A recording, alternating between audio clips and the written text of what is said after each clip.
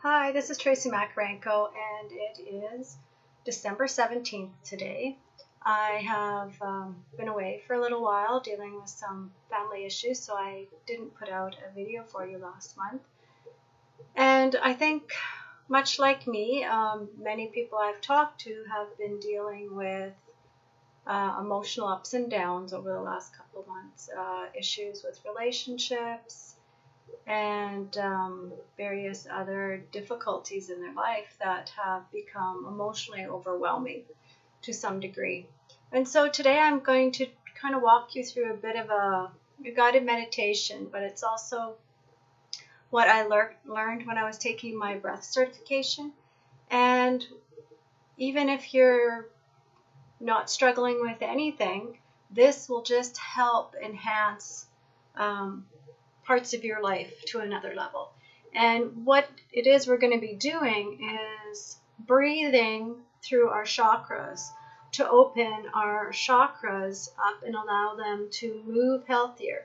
So chakras can spin really fast, which can make them cause dysfunction in the body, or they can be blocked and not moving at all or very little, which can cause dysfunction in our energy system as well. And so learning to breathe into that space will help give it energy to move at a normal pace for your body. And many of you are probably aware of the chakra system. We have 7 chakras that I'll be working with today.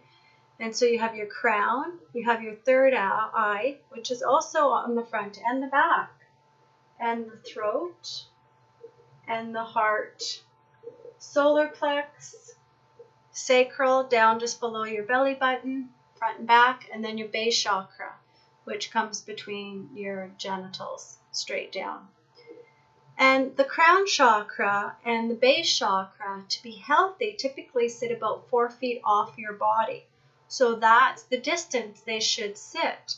When the crown chakra is wide open, it can go 300-400 feet off your body.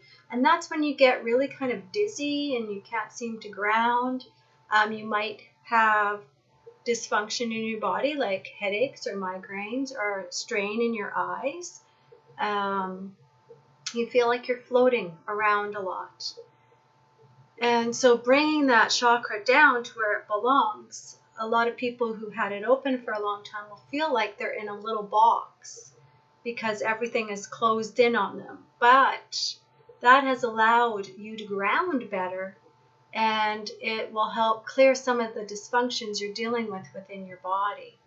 So it's really important to try and keep the chakras as balanced as possible. And I mean, they do change day to day or even during a day. But this exercise will help you if you have time to do it before you go to sleep or in the morning, to just get a feel for what chakras are moving properly and which chakras are stuck.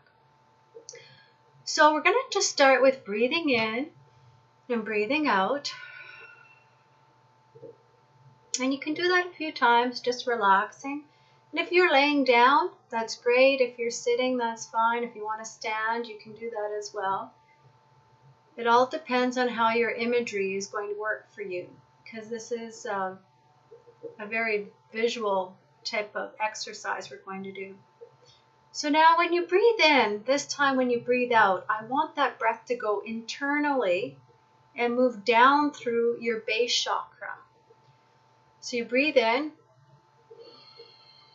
and you almost use like that yoga throat breath where you're forcing that air down into your base chakra. So do that a few times, breathing in and breathing down and out. And breathing in, breathing down and out through your base chakra. Now you might find that that breath is getting stuck in your throat or somewhere else along the way. It might not feel like it's making it all the way down to your base chakra. But I want you to continue breathing as I'm talking and help move that, because what will happen is it will find channels in your body that it can break through to get to that base chakra. And after a while, more and more channels will open up for it to get to that space. And you might feel some tingling going on in your body as you're doing this, breathing in and breathing out and down, forcing that air, because it's not air, energy down through your base chakra. Your legs and feet might start tingling. Your hips and groin area might start getting warm and start tingling. And this is all normal. This is awakening that energy that has either been stuck or too wide open. So keep breathing in and out and down. Now I can't stay with you through each of these. That might take longer depending on what's going on in your body for some of you, and others this might be working beautifully already. So you can pause this, and you can do that after we do each chakra until you feel you've got satisfaction in this breath and the opening of that chakra. And then you can hit play again and start listening again till you need to hit pause after another chakra. So we're going to move now to the sacral chakra, and it's located just below the belly button, about an inch on the front and then opposite on the back. And so some chakras will feel like they're moving like that. Some chakras, one will move forward and one will go backwards. I can't do that with my fingers. Whatever's going on, just know that your intention that you're setting is for your chakras to be spinning in a normal pace for you. Whatever that looks like, you don't need to know. You might get a sense of it after a while. But typically, to me, it feels like we move clockwise in the front, and looking through to the back, it's counterclockwise, which is clockwise from the back. So they go opposite directions, but they're really going the same direction. So as you breathe in, I want you to breathe down and out the front of your sacral chakra. Breathing in, breathing down and out the front. And as you've been breathing down, you've been opening up all these channels. So it might feel easier when you get to this chakra, because some of those channels are already been open when you worked on the base chakra. So continue breathing in and breathing out, down through that sacral chakra out the front.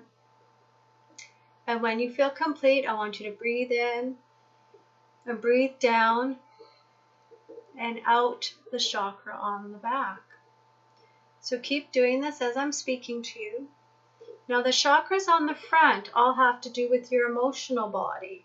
So typically those are the ones we seem to work on first, because we are emotional beings, and I think that's where we're guided to work normally.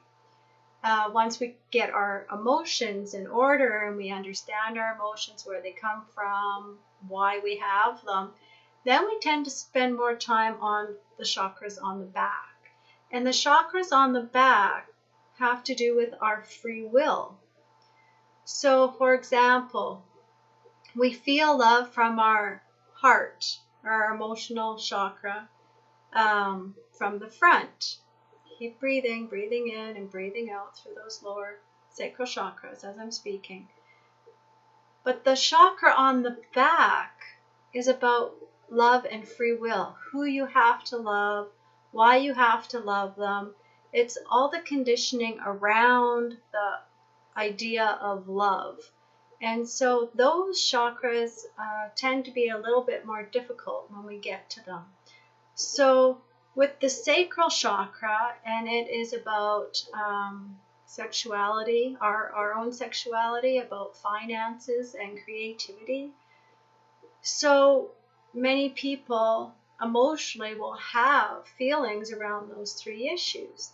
The conditioning would have to be around what a healthy financial individual looks like, because this is what you've been told you have to do, or what a romantic partner is supposed to be like.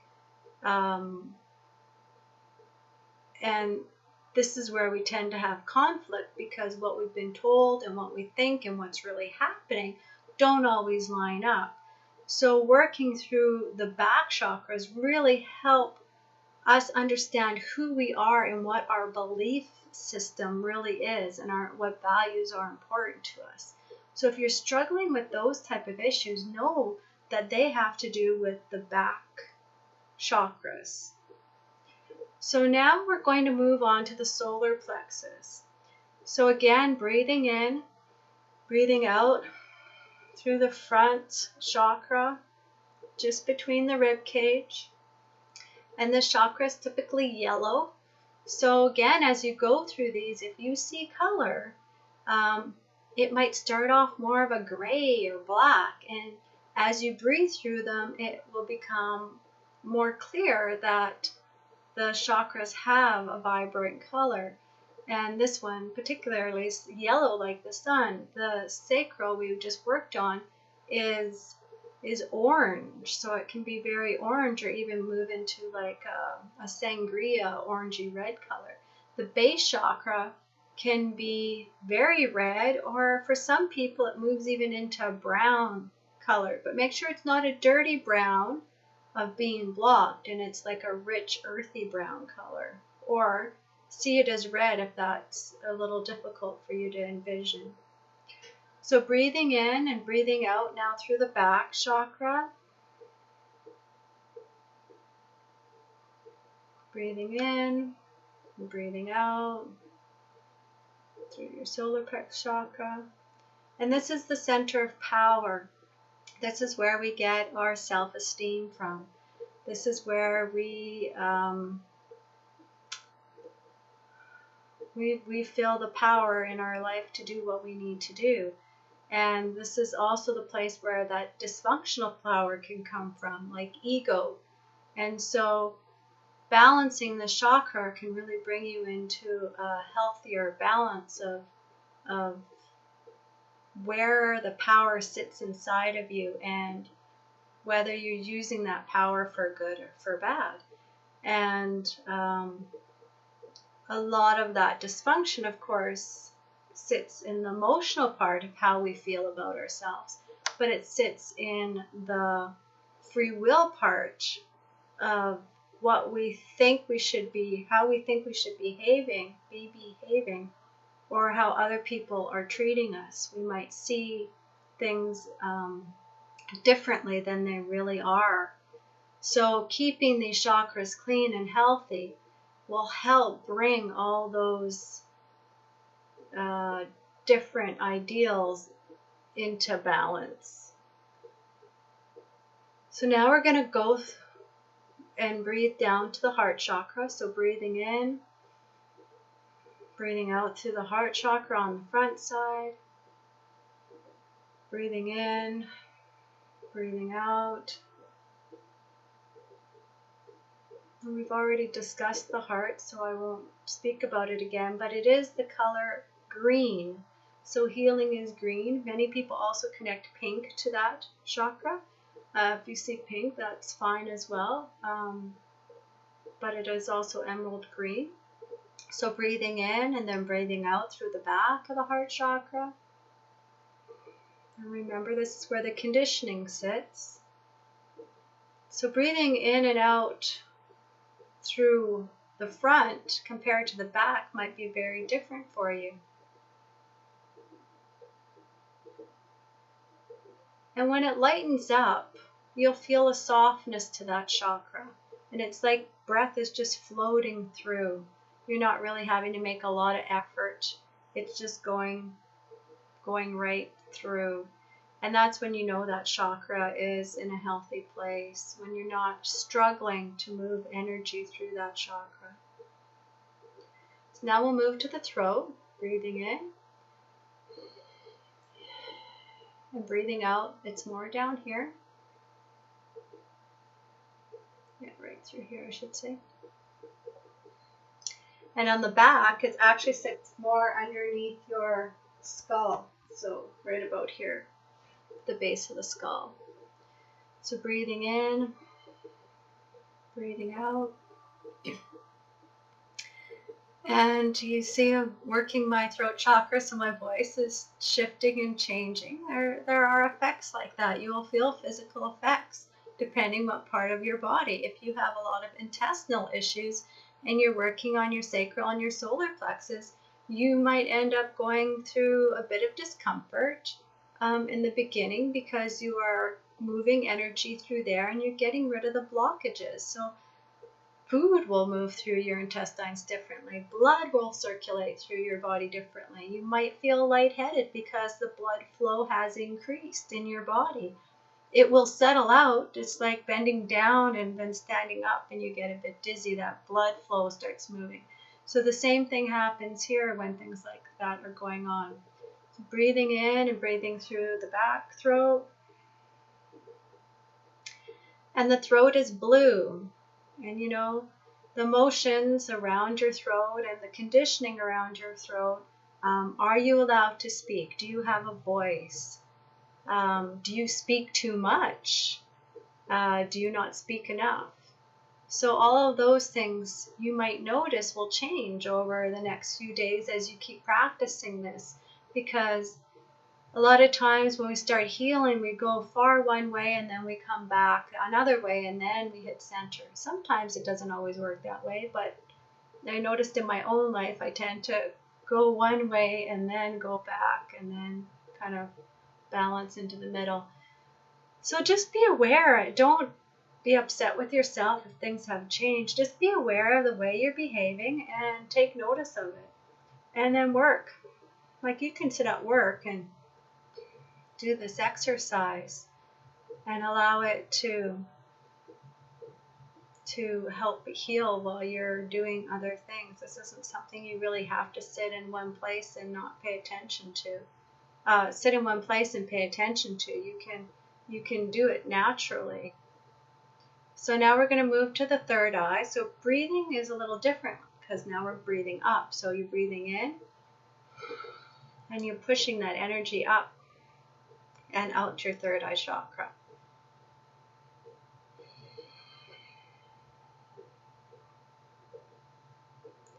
And this color is more of an indigo, so that bluish purpley color is the color I connect to the third eye chakra.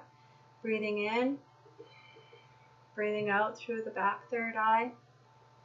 And a lot of people who are having problems with the third eye, it's starting to open up, but it's not really doing what it's supposed to, might feel like they're hallucinating or seeing things that aren't there.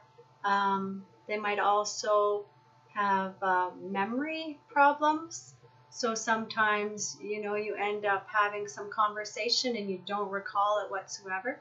This can be a third eye chakra issue. And so working through keeping that third eye healthy will help you start getting messages from the other side and really understanding what's in your heart instead of ego related. You let go of the ego and you really connect into that guidance, because as we move now, breathing in, breathing out through the crown chakra, you really start connecting to your soul purpose, and you really start connecting to where you're going in life and following the path that's meant for you. And so even though we're opening that chakra, we want it to open to a healthy degree, which is 4 feet. And we still need to stay grounded at 4 feet. Opening your crown chakra to everything and not staying grounded is not healthy. It just allows a lot of transient information to come into you that is not necessary. You want to only accept the information that is necessary for you and is healthy for you.